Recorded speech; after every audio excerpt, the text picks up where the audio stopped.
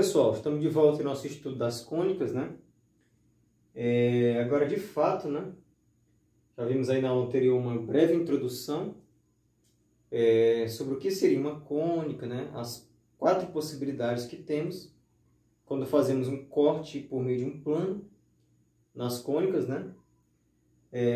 Que são eles a circunferência, a elipse, a parábola e a hipérbole, né? Temos aí 4 situações distintas que pode acontecer quando fizemos um corte, né, por meio de um plano em uma cônica, tá? A essa altura do campeonato tem que saber o que é uma cônica, tá? Eu já expliquei na aula anterior. Se esqueceu, tem que dar uma revisada lá, tá? Então eu coloquei aqui só para nós recapitularmos aqui a ideia aqui da elipse, né? Para essa aula de hoje, eu vou trabalhar em cima da elipse. Então, são 4 possibilidades, eu notei 4 estudos diferentes, tá? Esse estudo de elipse vai pegar mais ou menos uma ou 2 aulas, né? Para nós fechar esse assunto de elipse. Talvez pegue até 3, né? Um assunto realmente extenso, mas que não é difícil, tá? Basicamente, a dificuldade que tem é de explicar o conteúdo, mas eu vou tentar desmistificar isso e de uma forma mais clara possível, tá? Vamos lá. Lembrando da elipse, né? Como que nós obtemos uma elipse? Através das seções cônicas, né? Lembra que a seção, o corte, né, que é feito pelo plano, né? Que vai gerar essa seção aqui, ó, que está destacado aqui na imagem, né? Temos aqui nossas cônicas, né? As cônicas com folha dupla. Temos o vértice, temos a reta E, temos a reta G, que teve uma revolução, né, que gerou nossas cônicas, né? Se nós imaginarmos fazendo um corte por meio de um plano inclinado, vamos obter uma elipse, tá? Não é uma circunferência, tá? Para ter circunferência teria que estar reta, né? Paralelo, não é nem paralelo, é perpendicularmente, né, ao sentido da reta E, tá? Como aqui está inclinado, né? Teve inclinação, ela está meio que oblíqua, né? Podemos pensar assim. Nós obtemos aqui uma elipse, né? Que não é nem uma circunferência nem um círculo, né? É meio achatado, estão percebendo que ela é meio achatada, né? Ela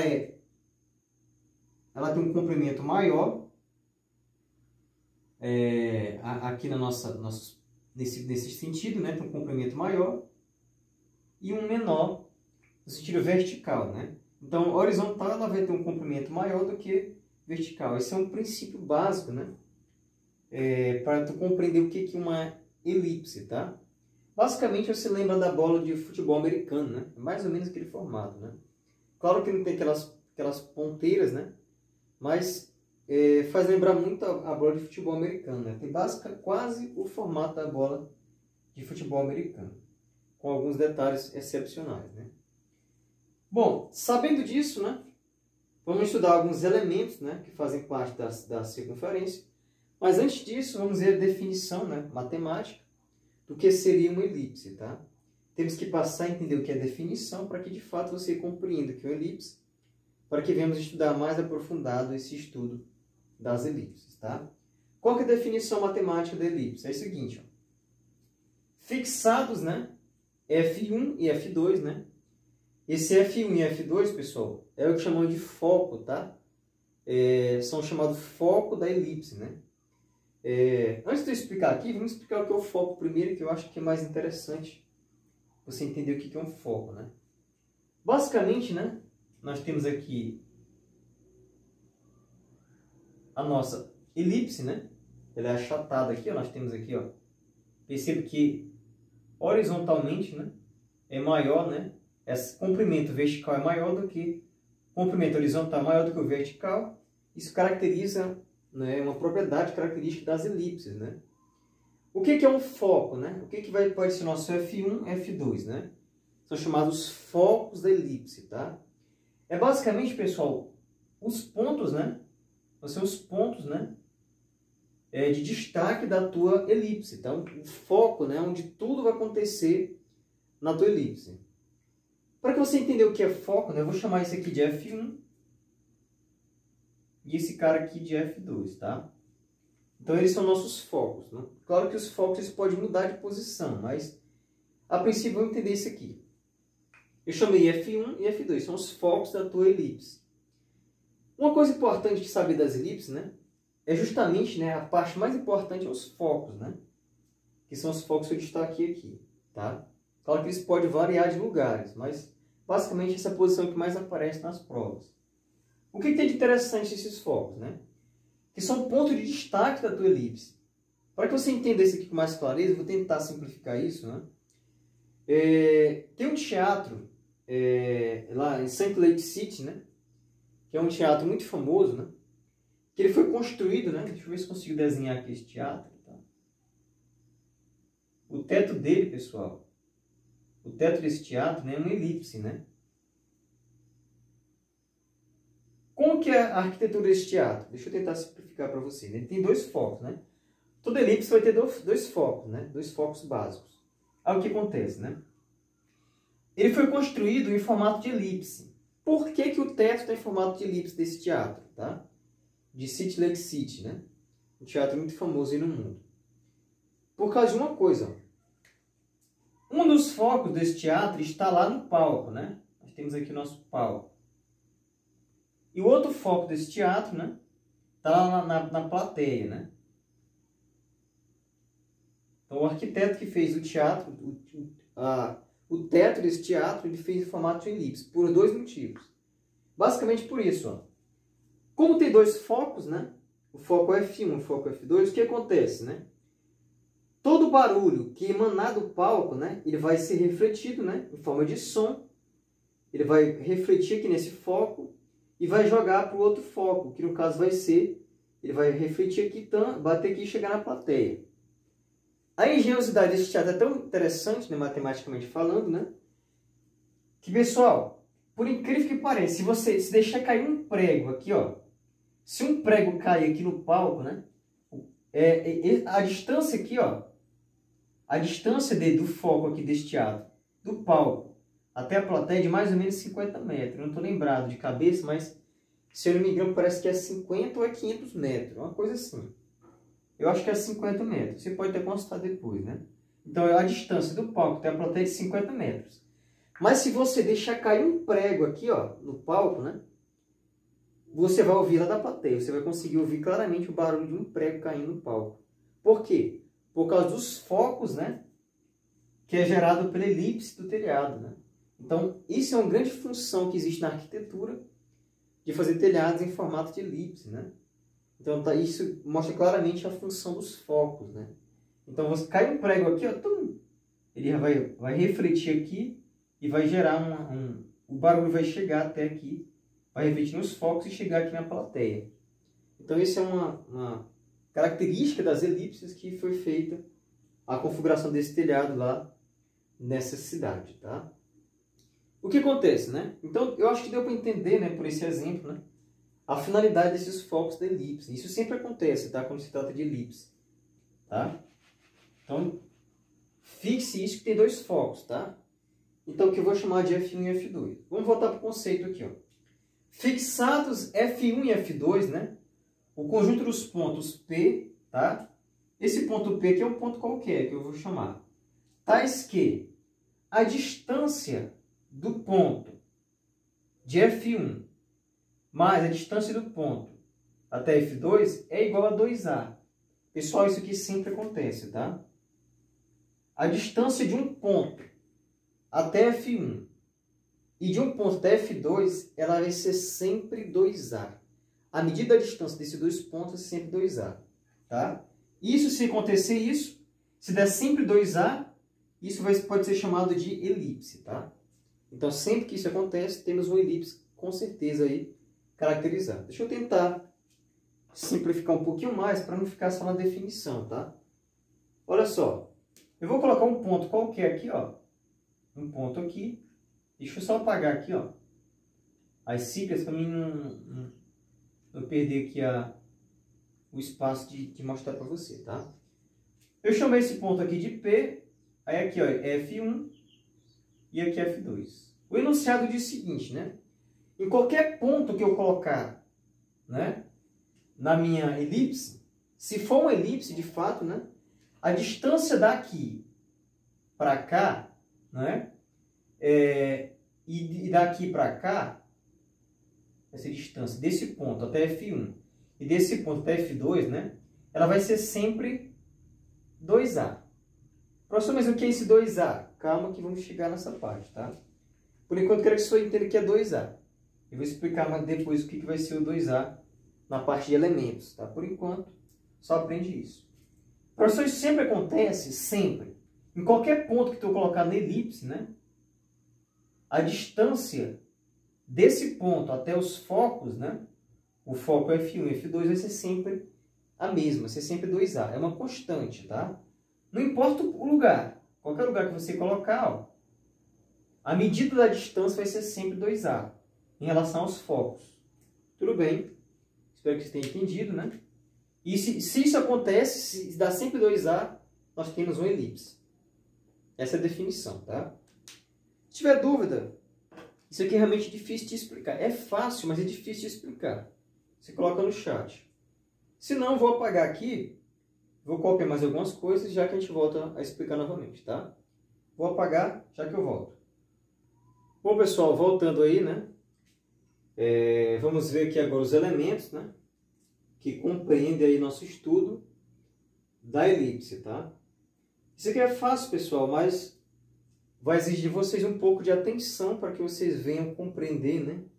O que é cada elemento aí que faz parte da nossa elipse, tá? Desenho aqui uma elipse. Coloquei os eixos principais, tá? Os focos. Mas vamos por parte, tá? Vou tentar simplificar o mais próximo possível para que você venha estar entendendo isso aqui, tá? Vamos lá. Aqui tem os principais elementos, né? Claro que para nível médio, né? No superior temos algumas coisinhas a mais, mas isso aqui é necessário para que vocês aprendam.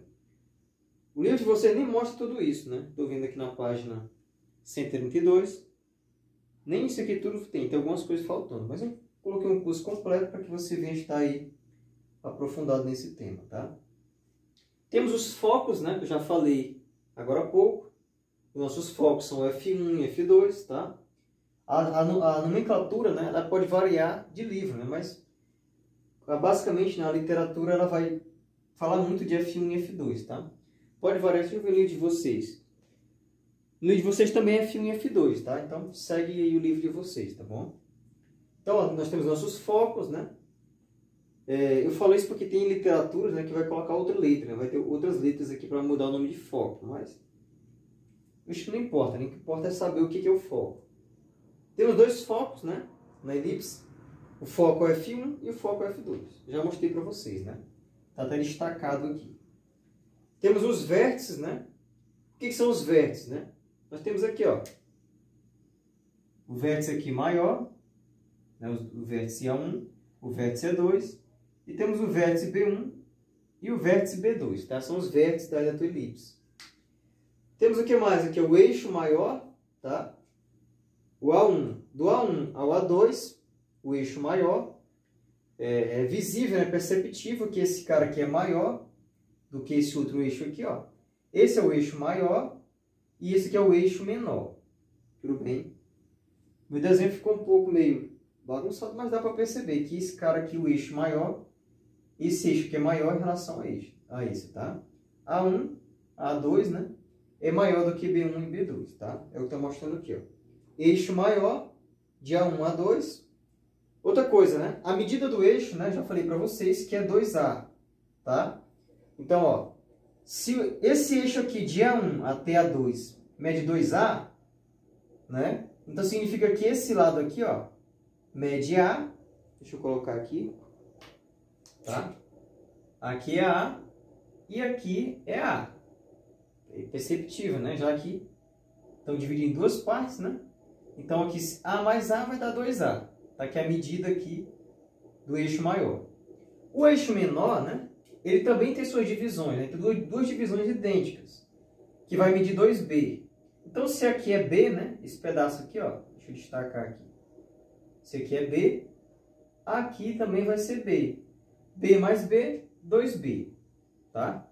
Que é a medida do eixo menor. Então, pessoal, não esquece isso, tá bom? O eixo maior, A mais A vai dar 2A. O eixo menor, B mais B vai dar 2B. Eu vou só apagar para não bagunçar, porque tem mais algumas coisas para me explicar, tá? Vou apagar esse pedacinho aqui, só para que para mim colocar outras coisas. realmente é pequeno o espaço, né? Eu acho que deu para entender, tá bom? O que mais? A distância focal, tá? Isso aqui é muito importante saber, a distância focal. Tem muitas questões que cobram essa distância focal, né? Isso que tiver muito na astronomia, né? Quando você trabalha com telescópicos, né? Fala muito de distância focal, né? É isso que vai dar a aproximação, né, das estrelas, das órbitas, é aquela coisa, aquela paradinha que estuda na astronomia, né? A distância focal, né? Em relação a F1 e F2. Daqui nossos focos, né? F1 e F2, né? A distância focal deles, né? Olha só. Essa distância aqui, ó. A distância deles vai ser o quê? Esse pedaço aqui é C. E esse outro aqui é C também. Então vai ser o quê? C mais C, 2C. Tá? Então a distância focal do elipse é 2C. Tá bom? Esse pedaço aqui é C e esse outro pedaço aqui é C. Então a distância focal, juntando as duas, vai ser 2C. Tudo bem? Vamos continuar. Uma coisa importante também é a relação pitagórica, né? A relação de Pitágoras, né? Teorema de Pitágoras, é válido na elipse também, tá? Deixa eu mostrar uma coisa para vocês, ó. Nós temos aqui um ponto colocado aqui, né? Nós já vimos na parte anterior, né? Que qualquer ponto que eu colocar na elipse, né? A distância vai ser sempre 2A, né? Em relação aos focos, né? A distância de um ponto ao foco vai ser sempre 2A, tá? Olha uma coisa interessante. Se eu pegar esse vértice aqui, ó, também é um ponto, né? Esse vértice aqui, o B2, também posso chamar de um ponto, né? Da tua elipse, tá? Então, se eu pegar aqui a distância daqui até o foco, né? O foco é F1. E daqui até o foco F2, né? O que nós vamos ter aqui? Essa distância aqui, né? Vai ser A. E essa outra aqui vai ser A também. Para dar 2A, na verdade. Se você observar que uma coisa curiosa acontece, né? Você vai perceber que aqui nós geramos aqui dois triângulos, né? Um triângulo, né, que dividido em duas partes, né? Vai dar dois triângulos de 90 graus, tá? E essa relação aqui, ela vale o teorema de Pitágoras, né? Temos o cateto, né? Aliás, temos a hipotenusa, né? O cateto C, hipotenusa A, o cateto C. E lembra esse tamanho aqui, né? Lembra que tamanho é? Os dois lados não é 2B, aqui não é B e aqui não é B, então aqui vai valer B. Porque a soma desses dois dá 2B. Tá lembrado, né? Por isso que eu apaguei para não confundir. Aqui é B, aqui é B. Aqui é A e aqui é A. Tá? Então, ó. Então vai dar A, B, C. E aqui vale a relação de Pitágoras nesses triângulos aqui, tá? Já que nós temos aqui, né, o ângulozinho de 90 graus. Tá bom? Então a relação de Pitágoras era válida nessa situação. Por enquanto, pessoal, não vou colocar nenhuma continha agora. Vou passar para a próxima parte. Depois vai estar alguns exemplos de cálculo que envolve a relação de Pitágoras, né, na elipse, tá? É muito importante saber, mas por enquanto vamos prosseguir, ver um pouquinho sobre as equações, tá? Eu vou apagar, já que eu volto. Bom, pessoal, agora entramos aqui na parte, né, de cálculo, né? Primeiramente, vamos ver a equação reduzida, tá? A princípio, a equação reduzida quando, né, a origem parte do centro, né? Aliás, o centro parte da origem, né? Como é o caso que eu vou colocar aqui para vocês, tá? Quando nós pegamos os focos e alinhamos ele, né? O cálculo da equação reduzida vai se centrar na origem do gráfico, tá? Existem algumas situações. Essa aqui é a mais recorrente, né? Queremos trabalhar no formato reduzido, tá bom? Basicamente, pessoal, é isso aqui, ó, né? Quando nós temos a equação reduzida da elipse, quando o centro está na origem, tá? Lembrando que a nossa origem está aqui. Aí, basicamente, temos duas situações. Esse formato, quando nós temos aqui o nosso eixo, o eixo maior, tá? Ele está na parte X, tá? Quando o X, né? Quando o comprimento do arco maior, né, está na parte X. Esse primeiro formato aqui acontece, tá? Quando nós temos a situação em que nossos focos, né, nosso alinhamento aqui está o seu comprimento, né, o comprimento maior está aqui na parte X. E temos a situação aqui também, ó. quando, né, a parte maior está na parte y, tá? Você medir o comprimento da distância, né, vai estar maior na parte y. Então, são duas situações que podem acontecer. Ou esse formato aqui, ou esse outro formato. Aí você pode perguntar, professor, mas como é que eu vou saber, para efeito de prova, quando que eu vou usar essa equação aqui, né? Essa equação aqui, pessoal, é desse formato aqui, tá? E essa equação aqui é para quando tiver esse formato, tá? Quando não tiver o gráfico, tiver apenas a equação. Para você conseguir identificar se vai usar essa equação ou essa equação, basta você olhar. Se o A estiver na parte de baixo do x, né? Se o maior valor estiver abaixo do x, você vai usar esse formato aqui, tá? Agora, se o maior valor estiver na parte do y, né? Olha o A aqui, ó. Lembra que o A vai ser o maior, né? O maior valor. Aí você vai usar esse formato aqui, tá? Basta olhar o nosso denominador. Se o denominador maior tiver no x, recapitulando, tiver no x, usa esse formato. Agora, se o denominador maior tiver no y, usa esse formato. Calma que eu vou explicar, tá? Eu estou mostrando para vocês a equação reduzida, para que você venha se familiarizar com ela. E em seguida eu vou apresentar um cálculo para vocês verem como que isso é cobrado, tá bom? Então mentaliza aí, ó. Essa configuração, né? Quando nós temos aqui nossos pares, né? A maior distância está no eixo x e quando a maior distância está no eixo y. Essas duas situações podem acontecer quando nós trabalhamos com a origem no centro, tá? Essa é a equação reduzida e essa é outra equação reduzida. Qual que é a diferença dela? Tem uma diferença, ó. O A ao quadrado, né? O maior valor está aqui no x e o b está no y. Já aqui é o contrário, né? O nosso b aqui, o menor valor está no x e o maior está no y. Essa é a diferença. O resultado sempre é 1, tá? Não esquece disso, o resultado sempre é 1. Por que eu estou falando isso? Porque pode acontecer situações, né? Em que o valor aqui esteja maior do que 1. Aí eu tenho que fazer o quê? Você vai ter que dividir a tua equação até que ela fique no formato reduzido aqui, tá bom? Então, basicamente, essa é a configuração. Aí os focos, né? O foco aqui, ó, eu chamei de C, né? E C, que são os focos. Aqui é o foco aqui, ó. Percebe que o foco vai mudar também, né? Ó.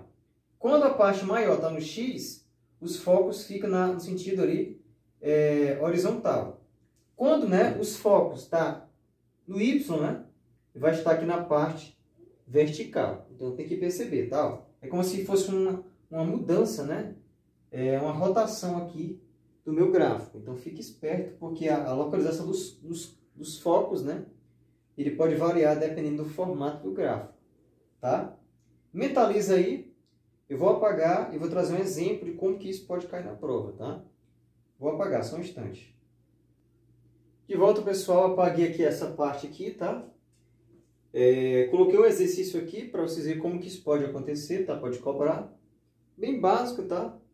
A gente vai ver esse exercício um pouco mais complexo, mas só para exercitar, tá bom? Por hoje, não vou complicar muito. Então, eu vou permanecer aqui com o gráfico só para que você veja. Esse exemplo aqui não aparece o gráfico, tá? Percebe que o gráfico não tem. Eu deixei aqui do lado só para que você venha ver e acompanhar, mas aqui não tinha gráfico. Quando não tem gráfico, tem que identificar qual que é o formato, né? Se vai usar essa equação ou aquela outra, tá? Lembra que eu falei que para saber se vai usar essa equação aqui ou aquela outra, né? Faz o quê? Você vai ter que olhar aqui, ó, quem que é a parte maior. Se está no X ou se está no Y. Tá percebendo aqui que aqui, ó, o maior número quem é? O denominador. O maior quem é? Está no X ou no Y? Ah, professor, o denominador maior, que é o 25, está no X. Então, qual é a equação que eu vou utilizar? Essa daqui, ó. Tá vendo aqui, ó? X ao quadrado mais y ao quadrado igual a 1 ao quadrado, né? Ó. O ao quadrado aqui, que é o maior eixo, né? Está na parte do x. Então, essa é a equação que eu vou utilizar. Por quê? Porque debaixo do x tem um denominador maior do que o y. Aqui está 25 e aqui está 9. Obviamente, 25 é maior do que 9, né? E está no x, então esse aqui vai ser o formato do gráfico final, tá? Veja isso, pessoal. Se esse 25 tivesse aqui no y e o 9 tivesse aqui, aí eu ia usar outra equação. Por quê? Porque o maior valor estaria no y e não no x. E o gráfico ia ficar o eixo maior ia ser o eixo que estava na parte Y, né? Perceba isso, pessoal. Eu vou tentar fazer o mais calmo possível. É fácil. Exige só atenção, tá? Como que faz para encontrar o gráfico aqui a partir dessa equação reduzida, né? Aqui tá fácil porque aqui já deu o valor 1. Pessoal, mas quando tiver aqui o valor 20, que seja maior do que 1 aqui, como que faz para encontrar? Você vai dividir pelo valor que tiver aqui e vai encontrar esse formato. É fácil, tá? Eu posso estar trazendo um exemplo depois. Mas por enquanto, o tempo está correndo. Eu quero ganhar um pouco de tempo, tá? Vamos lá. Aqui está fácil, né? Está no formato reduzido. Então, fazer o quê? Eu quero descobrir quem que vai ser os meus A's, né? Quem que vai ser a coordenada, quem que vai ser o C e quem que vai ser os B's aqui. Tem que descobrir quem é quem para poder montar o gráfico, né? Como que faz? O A vai ser o quê, pessoal? Quem que vai ser o A? A ao quadrado, né?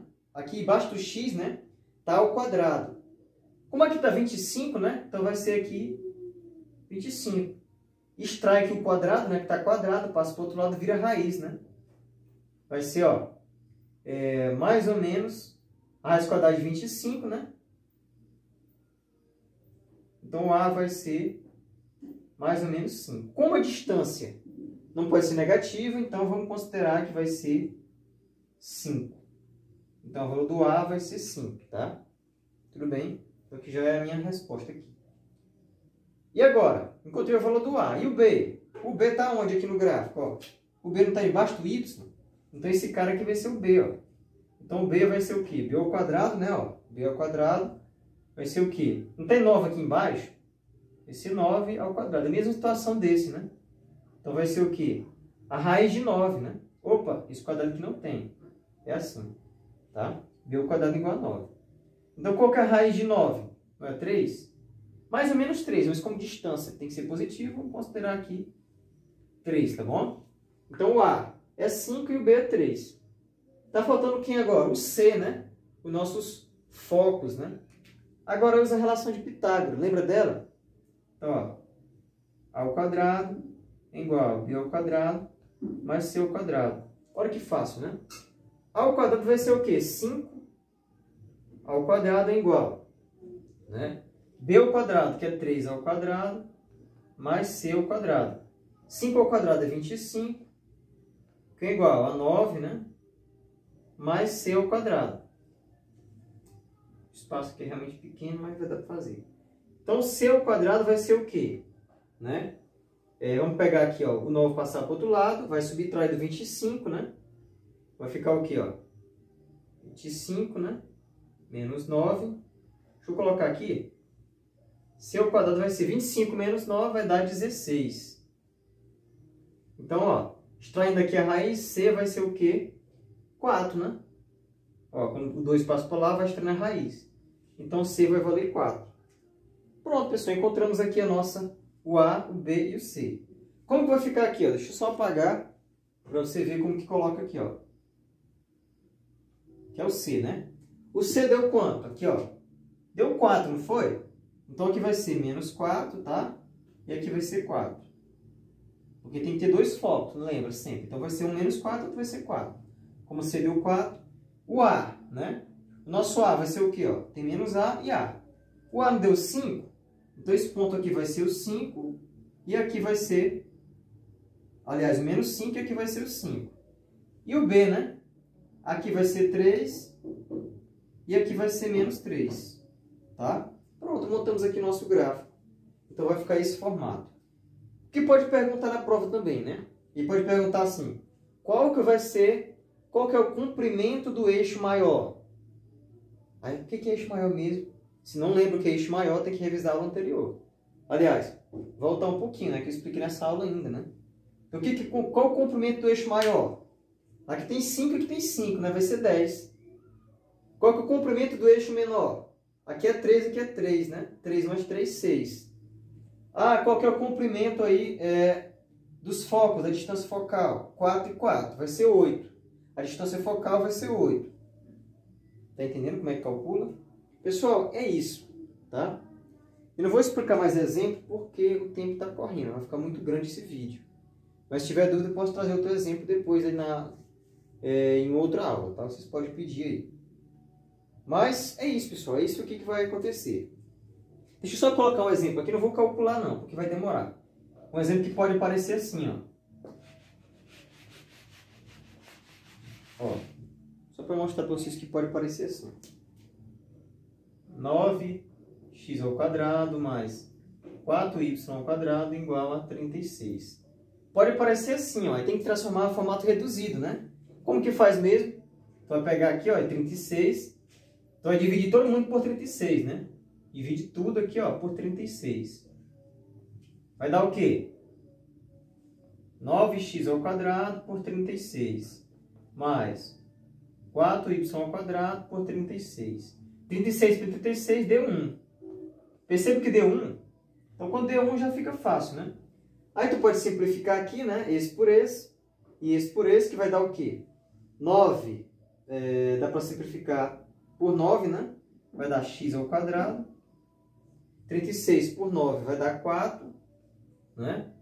Mais, aqui dá para fazer por 4 também, né? Que vai dar y², dividindo, né? 36 por 4, que vai dar 9, e é igual a 1. E aí tu chegou no formato reduzido, tá? Eu não vou resolver o resto porque vai demorar muito. Mas daqui você já sabe resolver. Pega o exemplo anterior, tá? Então, pessoal, é isso. Agilizei um pouquinho no final por causa do tempo, mas se tiver dúvida, coloque aí no chat, tá? Até a próxima aula.